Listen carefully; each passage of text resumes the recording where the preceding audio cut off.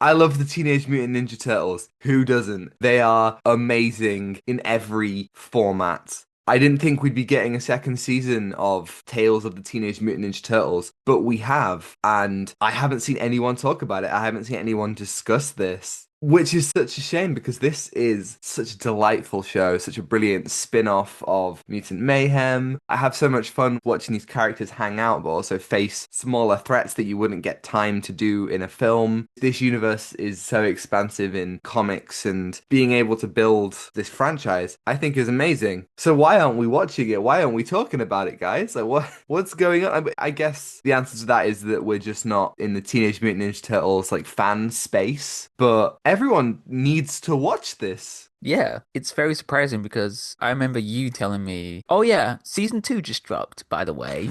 I was like, what? There wasn't promotion or word of mouth or anything about the show. That's very surprising. I wasn't sure what the direction was for Paramount. It's dropped all at once, and I think that kind of made it disappear into the void. We never heard anything about it, but we're here. We're here to talk about season 2. This is the Out of Time Film Podcast, where your hosts Tom and John discuss everything from blockbuster films to TV and games like there's no tomorrow.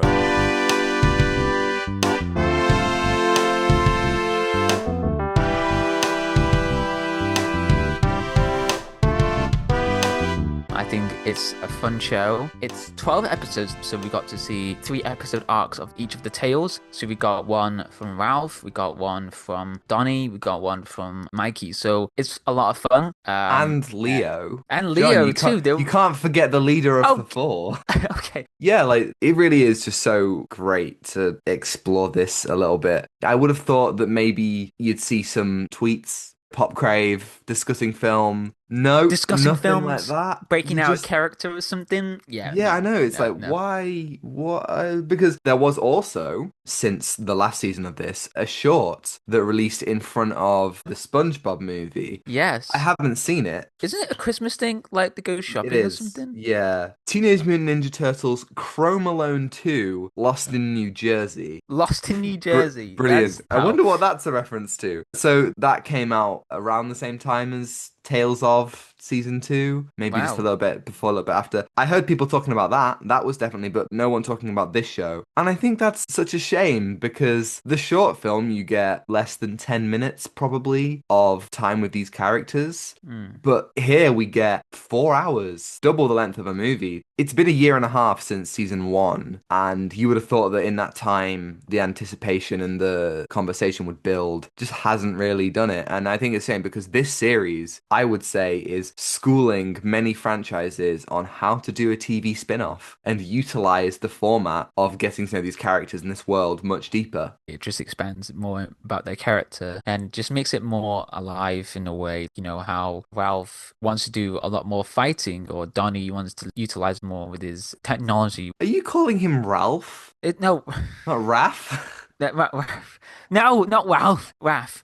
Who's Raph. Ralph? I don't Wreck-It know. Ralph Wreck-It is Ralph. Wreck-It yeah, Ralph. guest star in this He's a season. guest star. He's gonna wreck everything. But yeah, with Mikey, he wants to be a detective, basically. He wants to be there for people like how his brothers were there for him, and Leo being a hero. So there's some lovely arcs in this. A little bit of repetitiveness where they want to prove themselves. But I think that's the main arc of the show, is like they want to prove each other that they can do whatever. And there's some great references all the way through. Another One Piece reference, which I was Yep. like, hey, that's a deep cut. That's a deep cut. If season 1 was about each of the turtles learning to work on their own as individuals as well as in a team, this Mm. season is about each of them struggling with not everyone understanding them and their passions, and ultimately the four of them accepting each other's weird quirks and interests that might seem a bit intense or weird. And it is sweet because we're seeing something very human, the idea that you might not be the best of friends with your siblings or your family. You don't always get along or understand what they like, but you appreciate and love them. And Mm. these guys are teens, they're learning to accept each other. And that is something that I think this structure of 4 3 episode arcs works very well for. I will say that ultimately, I don't think this season is as good as season one. I agree with you, John, that it does feel a little bit repetitive. I think that 3 episode arcs aren't as effective as last season when we got 2 6 episode arcs. And that's ultimately just because of the format. We're not about to get a 24 episode season, as amazing as that would be. And so I do think this season definitely moves faster than I would have preferred. Yeah, I feel like there was a little bit of a pacing issue, and then it just felt a little bit predictable as well, like along the way. I mean, this is a kids' TV show we're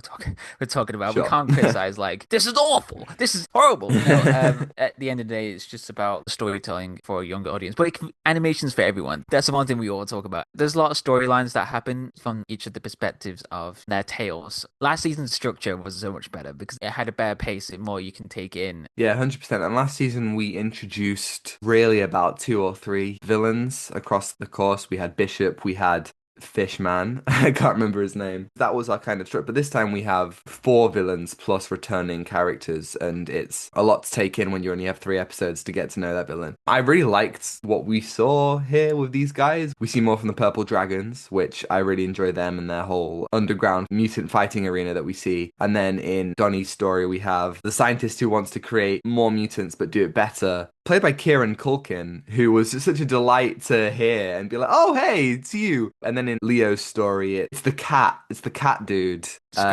Scratch, yeah, who I really enjoyed that. And then in Mikey's, it's Rod's dad. I like you've got your human villains, your mutant villains, scientists, businessmen, people out for revenge, people out for money, people out for power, all that kind of stuff. It's quite a wide scope. And from what I can tell, they're also all from the comics and expanded Turtles media. So they're kind of pulling stuff in, which I think is really cool. And we also see a lot of the characters from Mutant Mayhem and from season one, Wingnut and Leatherhead and Raphael, Genghis Frog and Bebop and Rocksteady and all that. Frog. Like, I appreciate that with more Tales of the Teenage Mutant Ninja Turtles, we still get the returning cast. The Turtles are the same. We have Edebiri doing a couple episodes as April. Seth Rogen even has one line as Bebop. And I just really like that stuff, keeping continuity. And even when you don't have returning actors, so, John Cena doesn't come back as Rocksteady, no Jackie Chan as Splinter, they use clever ways to get around that. The characters are silent because they're mind controlled, or Splinter speaks vermin. And I think that's good because kids notice that. People might think, oh, kids are stupid. No, they'll notice that. When I was a kid, and I used to watch the Clone Wars, there are 2 episodes in the entire show where Ahmed Best doesn't voice Jar Jar.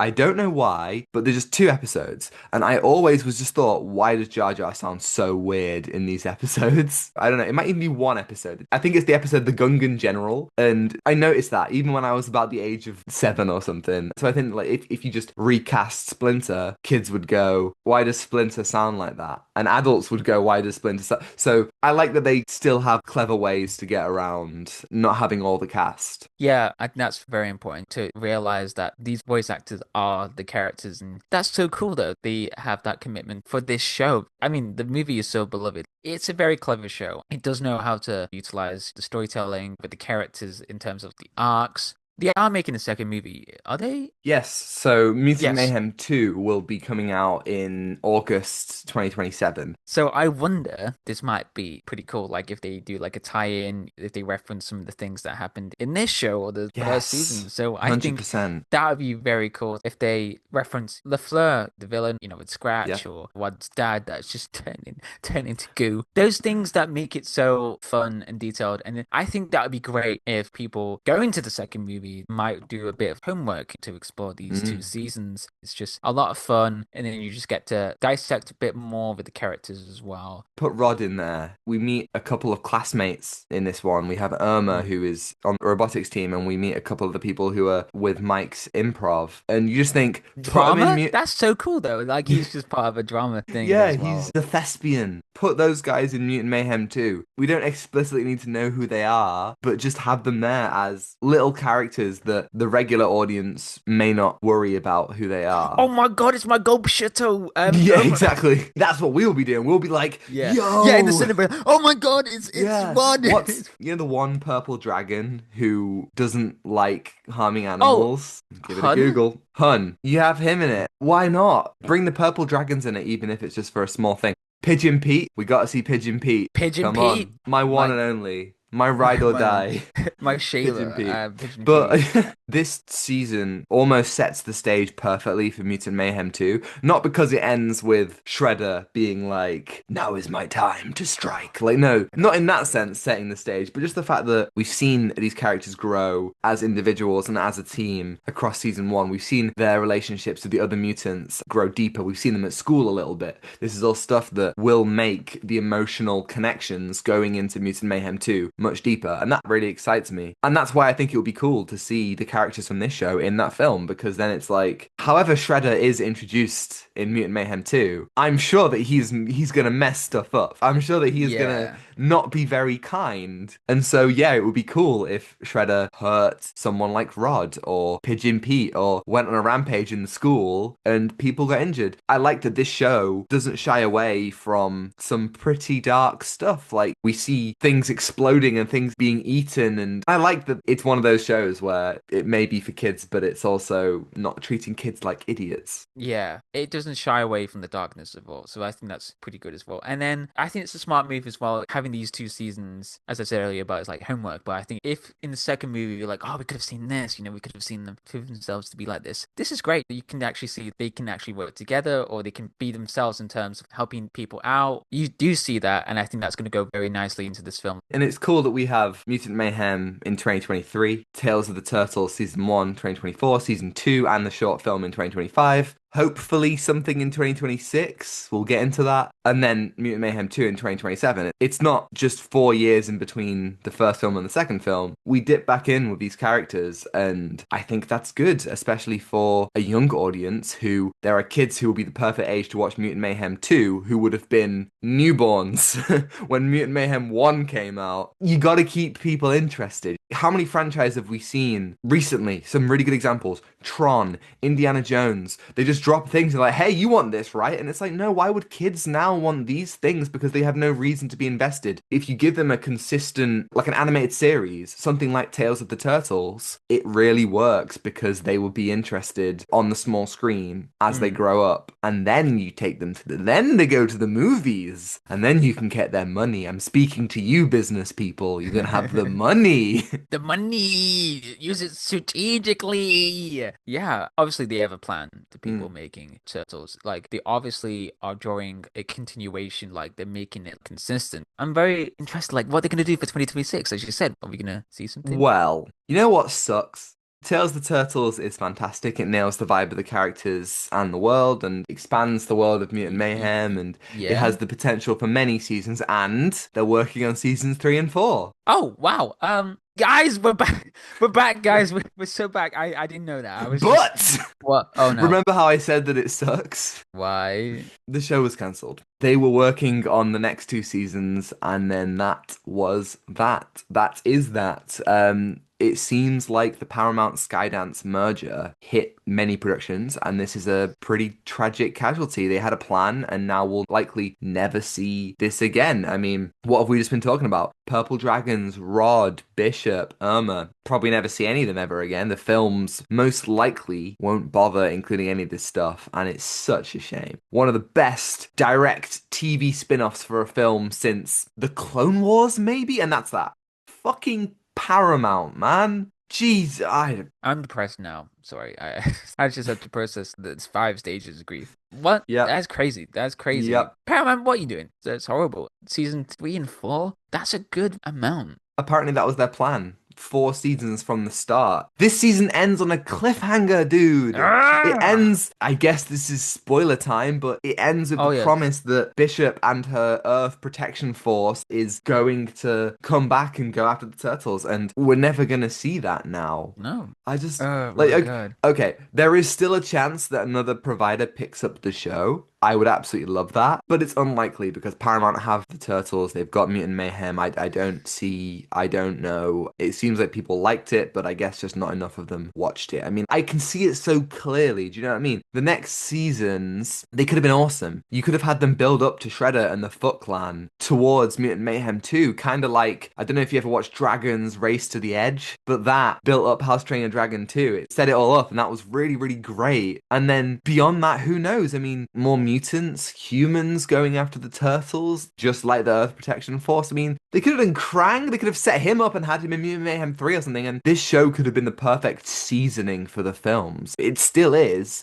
This is really great, and before Mutant Mayhem 2, I will be rewatching Mutant Mayhem and then the Tales of the Teenage Mutant Ninja Turtles. I am beyond grateful that we get these 2 seasons, but unfortunately we may never get to experience the end that the creators had in mind, and at this point, I don't think that TV shows should even be greenlit if the studios won't then commit to telling the full story. Yeah, it's very tragic. They don't think about the plans firstly. Like, you're going to lose so many people if the show gets stopped at season 2. Studios should think considerately for the future of things like how you get people engaged with storytelling. You don't want to lose that. You want to see more of it. And I think people do want to see more of this because it's directly linked from the movie, and then it's going to be maybe linked to the second movie. Who knows? I'm in pain. Please make season 3 and season 4. Please, Paramount, I'm looking at you right now. End his suffering, please. Yeah, you just, Yes. I don't know. The answer to the question, will there be something in 2026, is probably no. There probably won't be. If you haven't seen this show, go and watch it. It is fantastic. The animation is spectacular. The way that they do the action and the scrappy nature of the whole universe, the grunginess of New York in this franchise. There's a brilliant fight with a laser and fire, which just looks so beautiful and expressive. It's so gorgeous. And I love that the Mutant Mayhem films look one way, and then this is like a kind of simplified version of that, which works perfect for TV.